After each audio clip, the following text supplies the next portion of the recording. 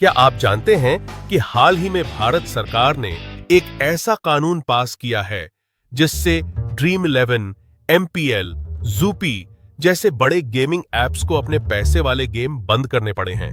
जी हां, मैं बात कर रहा हूं promotion and regulation of online gaming bill 2025 की। तो आइए जानते हैं इस बिल में क्या है खास और इसका असर आम लोगों और गेमिंग कंपनियों पर कैसा पड़ेगा। अगस्त 2025 में संसद ने promotion of online gaming bill 2027 पास किया। इसका मुख्य उद्देश्य है पैसे वाले ऑनलाइन गेम्स पर रोक लगाना और ई स्पोर्ट्स और सुरक्षित गेमिंग को बढ़ावा देना। यह बिल लोकसभा और राज्यसभा दोनों से पास होकर राष्ट्रपति की मंजूरी के बाद कानून बन गया है। अब जानते हैं इस बिल के मुख्य पॉइंट्स। पहला, किसी भी तरह के मनी गेम्स पर पूरा बैन, चाहे वह स्किल बेस्ड हो, चांस बेस्ड हो या मिक्स्ड।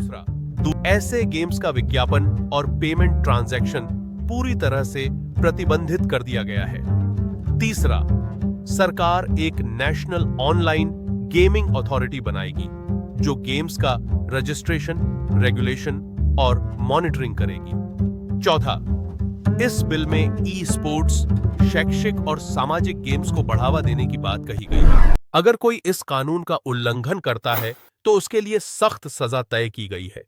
पहली गलती पर 3 साल तक जेल और 1 करोड़ रुपए तक जुर्माना। बार बार गलती करने पर 5 साल तक जेल और 2 करोड़ रुपए तक जुर्माना। वहीं अगर कोई इस तरह के गेम्स का विज्ञापन करता है तो उसे 2 साल तक जेल और 50 लाख रुपए जुर्माना हो सकता है। इस बिल का सीधा असर देश की गेमिंग कंपनियों पर पड़ा है। ड्रीम 11, एमपीएल, ज़ूपी और पोकरबाजी जैसे ऐप्स ने अपने पैसे वाले गेम तुरंत बंद कर दिए। गेमिंग इंडस्ट्री को बड़ा आर्थिक झटका लगा है और सरकार को भी सालाना 20,000 करोड़ टैक्स लॉस का डर है।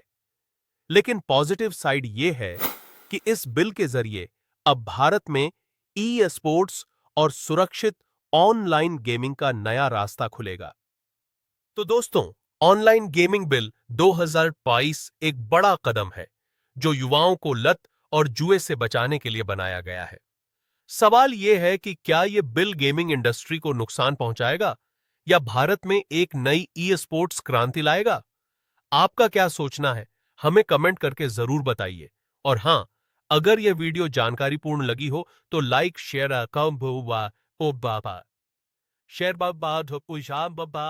शेयर और सब्सक्राइब करना मत